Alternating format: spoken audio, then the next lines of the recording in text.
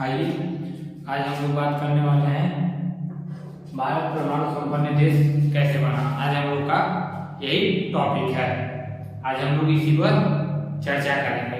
भारत कैसे परमाणु संपन्न देश बना, कब सफल हुआ, कब असफल हुआ, इसी पर आज चर्चा होगी। आज हम लोग का मेन टॉपिक यही है। ठीक है, आइए आप लोग देख लीजिए। देखिए भारत परमाणु संपन्न देश कैसे बना।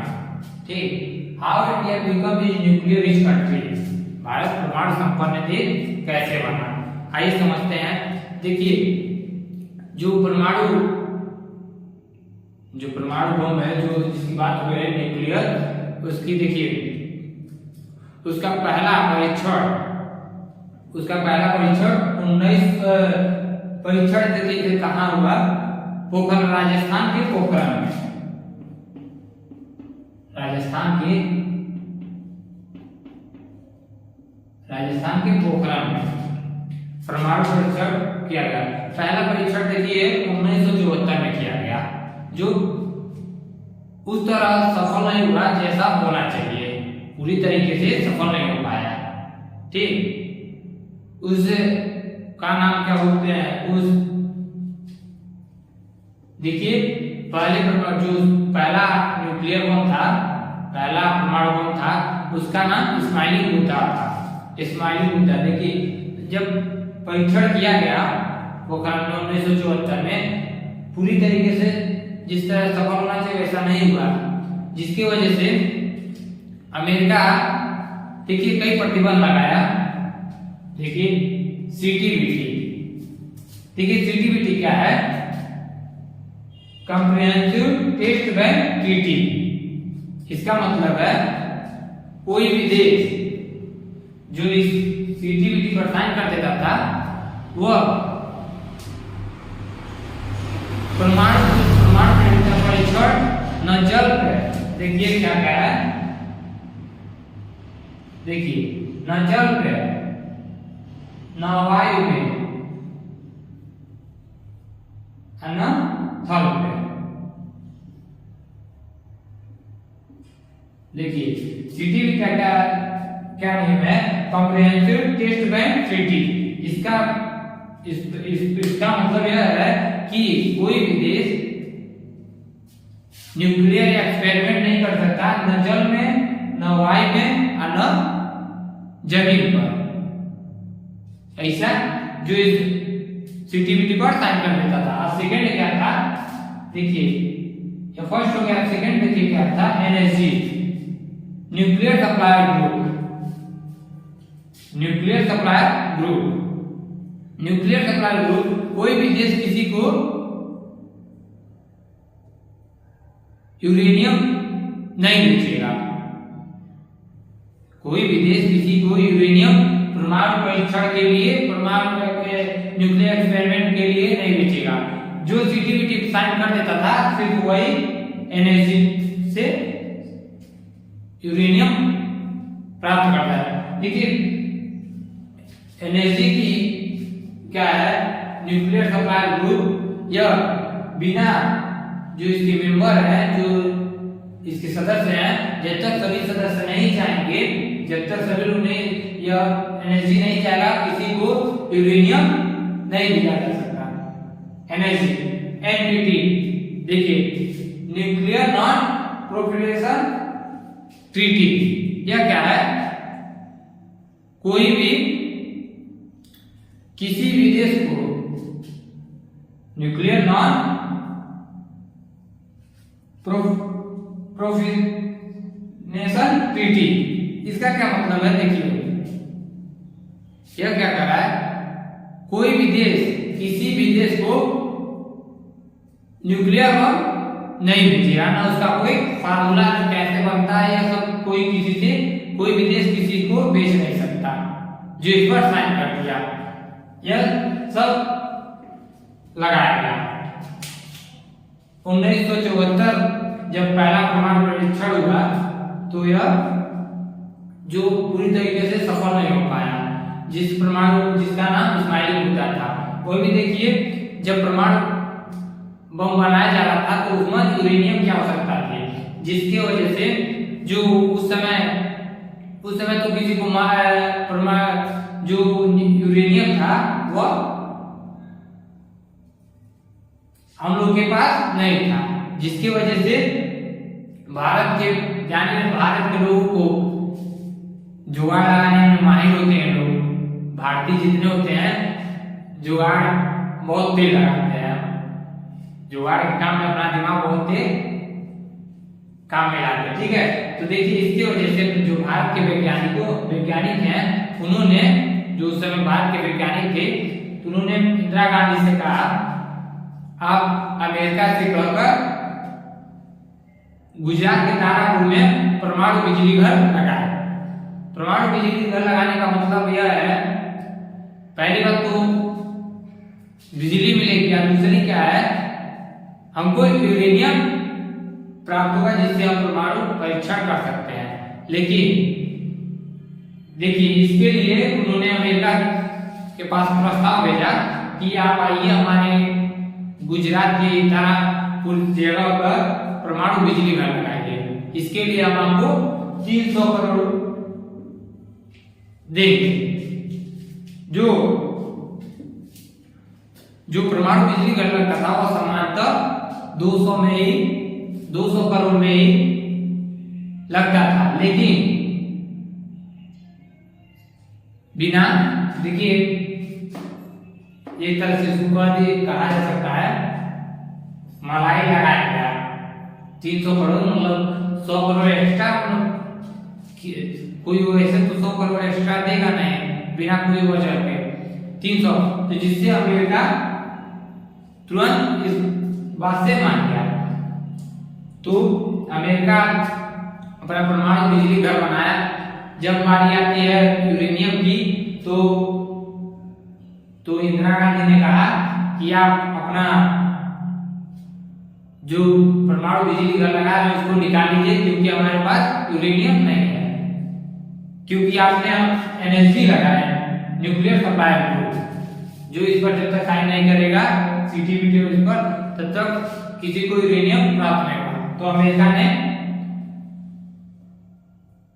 तो अपने तरफ से कहा कि हम देंगे, तो जिसके अमेरिका दिया, और उस समय से धीरे धीरे थोड़ा निकाल कर परमाणु बम उसमें लगाया गया। गलती क्या हो गई, एक जो यूरेनियम बिजली घर में लगता है उस यूरेनियम में इनरिच की मात्रा 20% है, ठीक, और जो परमाणु बम में लगा जो यूरेनियम लगता है उसमें इनरिच की मात्रा 80% होनी चाहिए, जिसकी वजह से हम लोगों ने कच्चे मसाले पर ही एक्सपेरिमेंट किया, जिसकी वजह से वो असफल हो गया। इसकी वजह से अमेरिका ने भारत के ऊपर प्रतिबंध लगाया और इसके ऊपर सैटेलाइट छोड़ दिया पोखरण में, जिससे निगरानी की जा सके। ठीक, देखिए फिर बारी आई 1998 में जब सफल परीक्षण हुआ, 19 मई 1998 में दूसरी बार, जिस परमाणु बम का नाम था ऑपरेशन शक्ति। इसका नाम रखा, जैसे इसका इस्माइली मुद्दा रखा गया था उसका इसका ऑपरेशन शक्ति रखा गया। देखिए उस समय जो वैज्ञानिक थे हमारे पूर्व राष्ट्रपति एपीजे अब्दुल कलाम, उन्होंने परमाणु बम का सफल परीक्षण किया 1998 में, 11 मई 1998 में परीक्षण किया। वो भी कैसे किया आइए बताते हैं। जो अमेरिका का जो सैटेलाइट था वह वहां इतना एडवांस था कि वहां की अगर घड़ी में कितना बज जाए टाइम तक कैच कर लेता था, ठीक। तो इसकी वजह से बहुत ही सावधानी पूर्वक एक्सपेरिमेंट करना था। देखिए इसके लिए उन्होंने पोखरण में जो एपीजे अब्दुल कलाम अमेरिका ने एक बहुत ही बड़ी गलती की थी कि जो एपीजे अब्दुल कलाम को अपने नासा के हेड ऑफिस में जहाँ सारा कंट्रोल होता है सैटेलाइट वो सारा घुमा दिए थे अमेरिका वालों ने, जिससे उनको एपीजे अब्दुल कलाम को सब कुछ पता चल गया। तो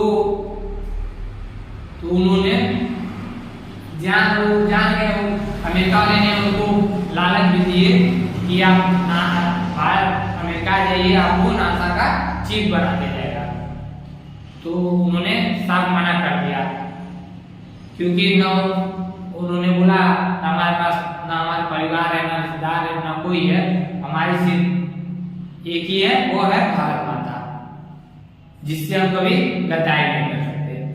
तो उन्होंने अमेरिका वालों ने सबसे बड़ी गलती यही कर दी थी, जिसकी वजह से उनको पता था, टाइमिंग पता था कितना समय में एक चक्कर पूरा करके वापस आएगी, जिसके वजह से उन्होंने जो पोखरण, जो राजस्थान का पोखरण है, जब परमाणु परीक्षण करना था तो उन्होंने वहां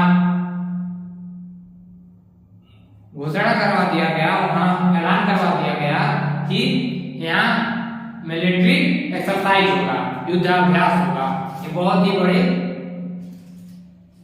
क्षेत्र में। इन्होंने जो उस समय के तत्कालीन प्रधानमंत्री अटल बिहारी वाजपेयी थे, उनकी तरफ से पूरी छूट मिली हुई थी। उन्होंने पूरा पीएमओ को ये बोल दिया गया था कि जैसा एपीजे अब्दुल कलाम करते हैं, जो भी करते हैं, उन्होंने एपीजे अब्दुल कलाम से कह दिया था अटल बिहारी वाजपेयी ने, आप कुछ भी कर हमको कुछ भी कीजिए, हमको बस परमाणु संपन्न देश बनना है, हमको परमाणु बम चाहिए, आप उसके बाद कुछ भी कीजिए, पूरी तरीके से कुछ छूट दे दिया गया। उन्होंने पीएमओ ऑफिस में ऐलान कर दिया, छूट दे दिया गया था कि जो भी एपीजे अब्दुल कलाम का है उसको तुरंत फॉलो किया जाए। ठीक, तो उन्होंने पीएमओ ऑफिस में सुनकर बोल दिया गया कि यार 11 वहां परमाणु परीक्षण मिलिट्री एक्सरसाइज होने वाली है, युद्धाभ्यास होगा बड़े क्षेत्र पर। तो उन्होंने एक्सरसाइज वहां, जैसे एक्सरसाइज होता है, घर बनाया गया, टैंक बनाया, अलग अलग चीज उड़ाने के लिए, उससे देखा जाए कि कितना डेंजरस हो सकता है, तो इसकी वजह से। ठीक, तो मिलिट्री एक्सरसाइज जिसकी वजह से उन्होंने उसी में एपीजे अब्दुल कलाम ने ही मिलिट्री में जो सैनिक थे, उनके जो सिपाही थे, उनके बीच में एपीजे अब्दुल कलाम ने अपना काम जारी रखा और वहीं एक बहुत ही बड़ा गड्ढा करवाकर उसमें परमाणु परीक्षण किया। ठीक, जब परमाणु परीक्षण हुआ तो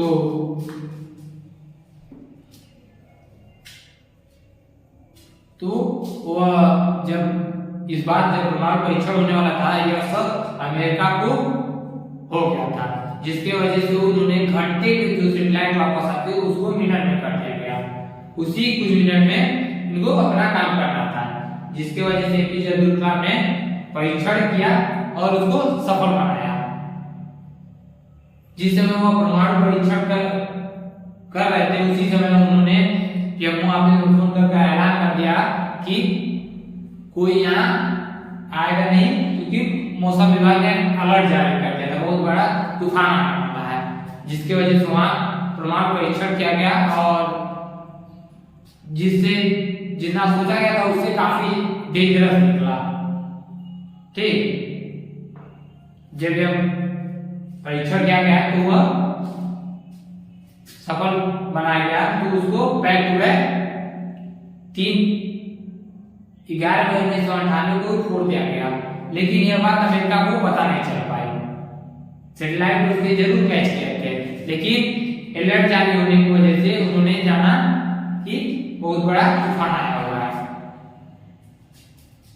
ठीक, इससे जाकर परमाणु सफल। उसके बाद अमेरिका वालों ने बहुत प्रतिबंध लगाए, आयात निर्यात प्रतिबंध लगा दिए गए, जिससे हम लोग की अर्थव्यवस्था उस समय तो हम लोग उतने विकसित नहीं थे, उतना डेवलप नहीं थे हम लोग, बहुत ही पीछे थे।